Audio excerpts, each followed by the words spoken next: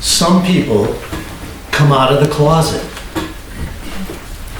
I've just come out of my footlocker over there. Now, I guess you're there to hear something about my past. My father served more than 20 years in the United States Air Force as a soldier. So, I am the son of a soldier. I am a military dependent. Now, I didn't say I was codependent. Let me be clear. I'm a military dependent. And the most normal, visible feature of that subculture is the military style haircut. Now, I'm 6 years old. My father's duty station is Lackland Kelly Air Force Base, San Antonio, Texas. One day I'm just told to get into the car. As it turns out, he's taking me for my first general issue, or GI haircut, at the non-commissioned officers club. When we get there, my father goes first to kind of show me how it's done. 1 minute and 5 strokes, near. Later, he's done. Now it's my turn. Well, when I sit down, the seat is slippery. I can't get any traction, so I feel the NCO put his hand on my neck, push me down to keep me in place, and there's the first stroke. Well, he keeps pushing me down to hold me in place, and there's the next stroke. Well, by now, I'm kind of having a hard time breathing, so I straighten up, and there's the third stroke. Well, he cuts a little gash in my head. I start to cry. The NCO puts a towel on my head to slow down the bleeding, and then my father is in my face. And he has this blood vessel in his forehead that's pulsating. I know I'm in trouble now. I'm an unruly military dependent. Well, my father says 1 or 2 words to the NCO. He grabs me, and we're out to the car. And that will be the last time I go to the NCO club for a general issue haircut. From that point on, my father will administer the haircut at home while I'm a military dependent. Now, at the time, I just thought, well, he thinks he can do a better job than the NCO at giving me a haircut. And he'll be saving my military family a few dollars. See, that was my father's role in the Air Force, to increase efficiency and to save the Air Force money. So why not do it at home? Well, I found out from my mother that wasn't the case. It was about the black mark. The black mark is a record of any violation of any Air Force regulation by a soldier. And that black mark goes into your personnel file. And it's usually taken into account when you're being evaluated for an increase in rank, which means an increase in money. Now, my welfare for warfare military family, we were already experiencing relatively low military pay. So the last thing we wanted was a black mark in my father's file. That would undermine his chances of success in getting a new rank. So that meant my military family absolutely supported my father, no matter what happened to us. And so I learned to keep quiet. I learned to keep secrets. But it wasn't a secret that my mother had a role to play in my military family. Her job outside the home was purchasing groceries. Now, in the Air Force, the commissary is the military version of the grocery-only type store. And it's where a military family with low pay can go and purchase enough groceries for a military family. Now, I'm 8 years old at this time, and my father's new duty station is Donaldson Air Force Base in Greenville, South Carolina. So here's how it worked. My father would get paid. Then he would drive my mother, my brother, and I to the commissary, give my mother some cash. Then the three of us would enter a nondescript building. And remember, as an 8-year-old, it looked to me like all the buildings on Donaldson. They were the same. They had a white wooden bottom with a green roof. And I was guessing then as a kid that the reason it was like that was that the Air Force wanted to keep secret the location of our groceries from the enemy. Well, anyway, we would enter the building, and then my mother would get a shopping cart, and these are not your normal shopping cart. They're oversized. The basket's so large you can sleep 2 people. Now, my mother wanted to keep my brother and I out of trouble, so she would sit my brother in that top little seat on the basket, and then I would be on that grate underneath the basket there. Now, you're probably imagining that this is what it looked like for me. My mother was not going to let me go along for the ride. You see, she was a rather robust, short Italian woman, and she had problems bending down to get to the groceries on the bottom shelf. So that was my job. I would pass those groceries out to my mother. She'll put them in the basket. Now, one thing about groceries at the commissary, the products have no labels on them. There might be a stack of cans with just the word peas stenciled on it. Or you might see a stack of cartons with just 1 or 2 words above it, like powdered milk.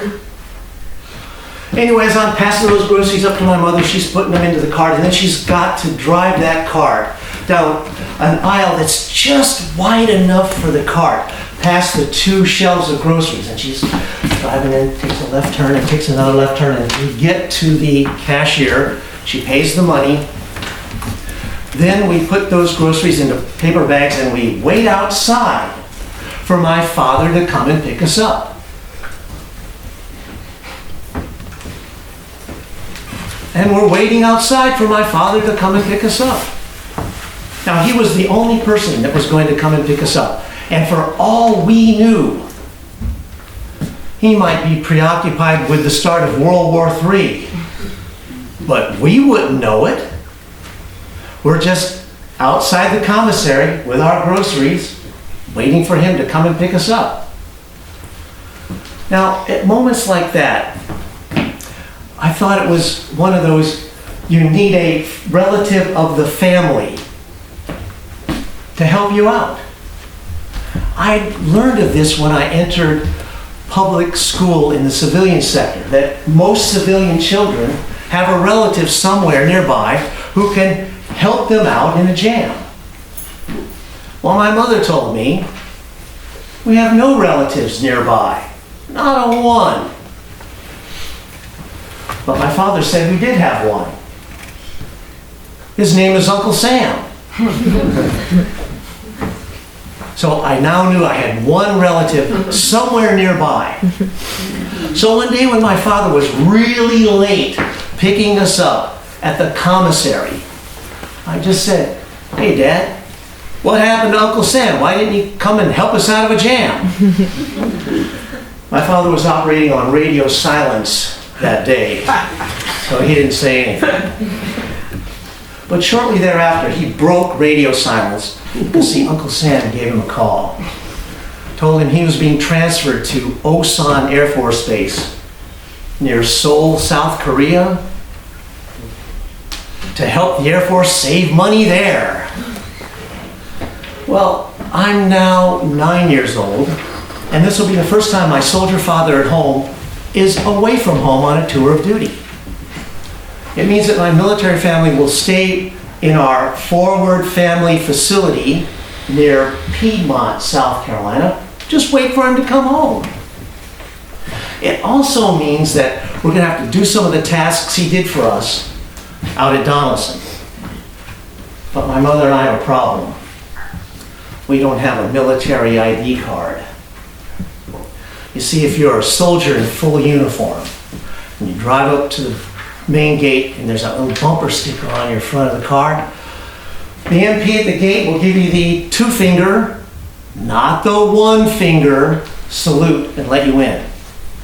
But a woman with curly hair, a young boy sitting on the front seat, approached the main gate, even with that bumper sticker on the car, the MP is going to take one look and say, I need to see some military ID. We didn't have one. Somehow we got permission to enter the base, and we had to find another nondescript building where military IDs are taken. We found it, they took our photos. A week later, my photo came back, and when I looked at it, I said,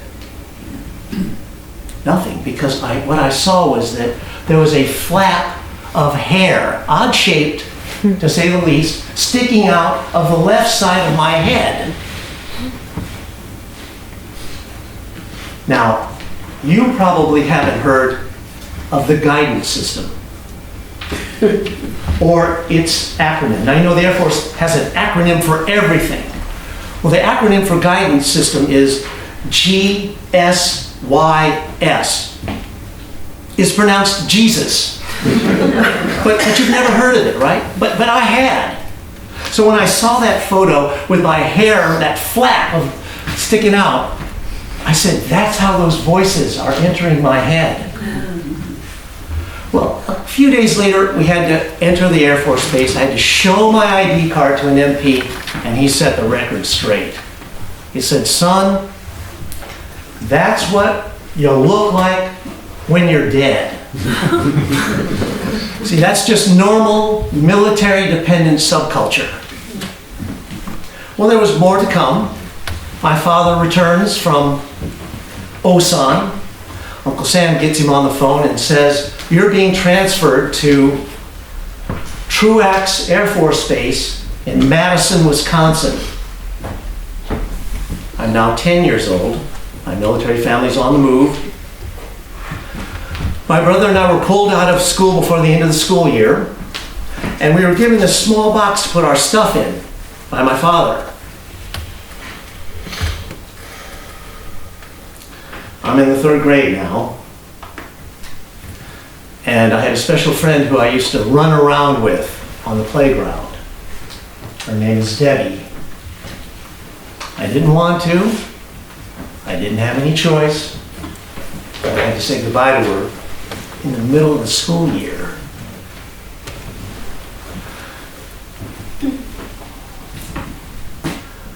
The Air Force had told my father that when we got to Madison, there would be military housing waiting for us. Well, that turned out not to be the case. It would be another 6 months and 9 miles east to a place called Sun Prairie, Wisconsin, where that military housing complex was being built. So in the meantime, we're in Madison. I start school in Sun Prairie, and the first day of class, my homeroom teacher says, she can't understand a word I'm saying. I have a southern accent. So I am enrolled in speech therapy classes right away. Well, eventually we did move out to that military housing complex. And when we did, we were now in a world of self-contained military culture. All the men wore the same uniform. There were armed military police around the complex, a secure perimeter, and even surveillance. Now, at the time, I didn't know this was the Air Force's version of the gated community. And with the exception of attending church or public school, we pretty much stayed out in that housing complex. So we didn't really know what was going on a day-to-day basis with the civilian sector. But in time, I developed a friendship with Rodney, who was another military dependent in the complex, and we pretended to be perimeter security technicians roaming the outer perimeter, looking for suspicious behavior. Or sometimes we would like hide out in the doghouse, keep an eye out on the complex for any kind of invader or intruder. Now, my military family didn't stay in Sun Prairie for the normal tour of duty because Truax in Madison closed. So my father was immediately transferred to Ent Air Force Base in Colorado Springs, Colorado. Now, once again, my brother and I were pulled out of school before the end of the year. We had that same small box to put our stuff in. My brother's stuff didn't fit in there. Not all of it, so some of it got thrown out right away. And then, I don't know how he did it, but Rodney, on his bicycle, exited the housing complex and went down the highway chasing our car on the way to Colorado Springs, waving his hand. Don't go! Don't go!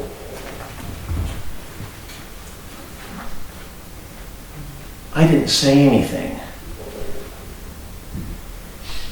I didn't know what to say, but I knew I would never see him again.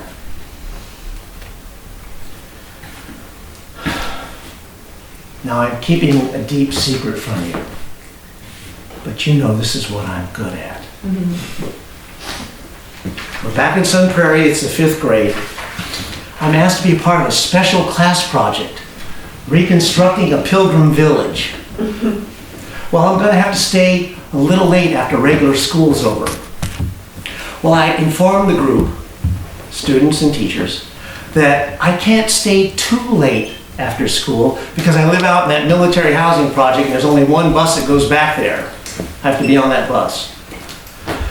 Well, the next day it was the talk of my homeroom class in some sectors of the school that I lived out in that complex. And I thought, gee, I thought most people knew already I was a military dependent. If they didn't, they just had to look at my shoes. Those shoes don't belong in the civilian sector. And neither did I.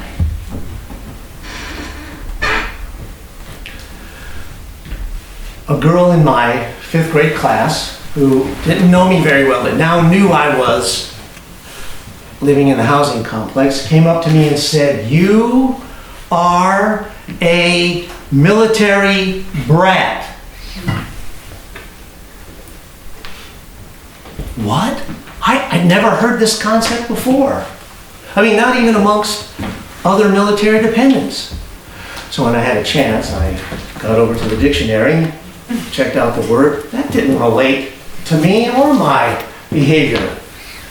So it was an insult, and it hurt a little bit, but what really burned me was it insulted and disrespected my mother. I mean, we had very low pay and access to almost no resources, so how could she raise a brat? Well, I got that one out of the way. There's one more, but you're going to have to wait for that secret. So, you know, we're leaving Sun Prairie and we're heading to Colorado Springs, and again, the Air Force says there'll be military housing waiting for you when you arrive. Well, that wasn't the case. Colorado Springs in the 60s was one of the fastest growing towns in America. And all these civilians were moving there to work, and so there was a rental housing shortage, and rents had gone way up.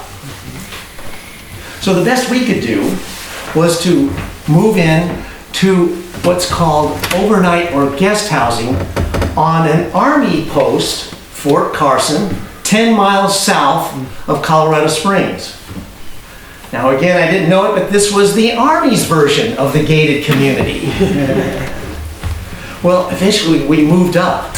We were now in temporary housing on that Army post. And yes, after a while, my father found us a place to live in a civilian neighborhood, and I switched schools, and because my father's rank had stayed the same, and there was no increase in money for a nuclear family of 6 in the nuclear age, my mother and I joined the civilian workforce. Now, here's that other secret. It's 1967. It's the summer of love in San Francisco. Uncle Sam gives my father a call. Says, you're being transferred to Tan Son Nhut Air Force Base, Saigon, South Vietnam. Well, when I heard that, I just said, okay, my soldier father at home will just be away on another tour of duty. And while he's away, my military family will stay in this civilian neighborhood and wait for him to come back. My father said, no, that's not what's going to happen. We're going to move to his village near Wilmington, North Carolina, because he thinks he's going to be killed in action. Now, I'm 14 years old, and this time, my brother, 2 sisters, and I, we finished the school year with everyone else. We give them that same box to put our stuff in. My brother's stuff doesn't fit in there, gets tossed out. And we put all of our things in the car. My father drives us to Wilmington, then he's off to South Vietnam. Did you hear that?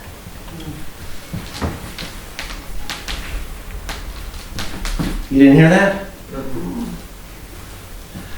Well, my father survived the big Tet and the little Tet in '68, came back that same year. And for the next 35 or so years, he may have said 4 or 5 sentences about his tour. But you see, there were plenty of soldiers coming back from that war that wanted to tell everything. So it's 1971, January, I turn 18. I'm obliged, I'm obligated to register with the Selective Service System. And very soon after that, I'm 1A, which means I'm eligible for the military draft during the Vietnam War. Now, you know I was raised as a military dependent, and I will probably just do whatever the federal government wants me to do, or any branch of service that drafts me. But because my number wasn't going to be pulled until 1972, I started college in the fall of 1971. And in a short amount of time, I acquired more details about Vietnam than I'd known before, thanks to returning soldiers who had fought in that war and the publication of something called the Pentagon Papers. Now, imagine this as a military dependent. Soldiers protesting a war that they fought in, and newspapers stories that I could read alleging that the government and the military had lied to the public. Well, you know, that didn't add up with my indoctrination as a military dependent. But I had to admit one thing, you see, because my father's one rule was, nobody lies to my father, or else there'll be consequences. And I knew what that meant.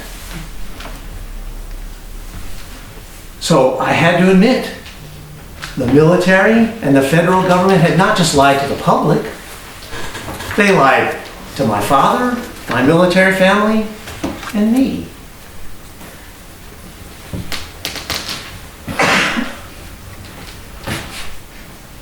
I played my part.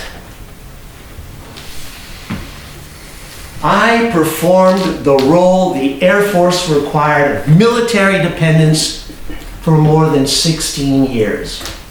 I put up with the most embarrassing haircuts.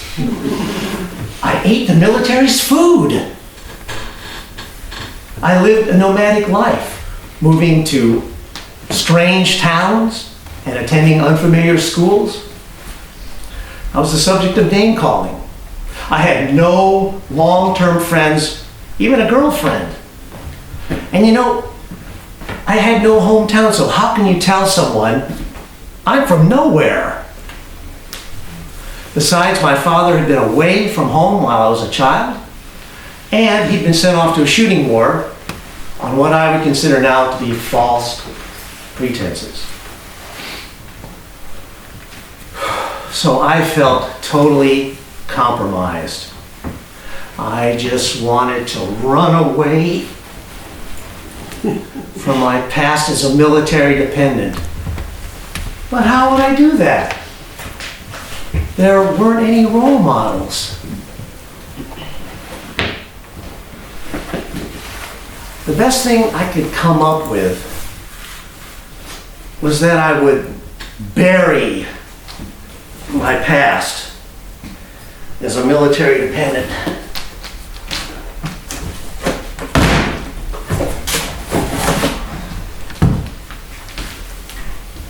I would keep quiet and not tell anyone about my past.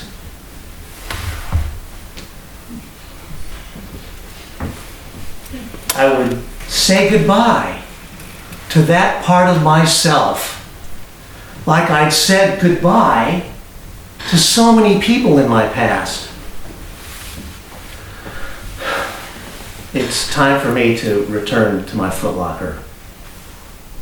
Goodbye.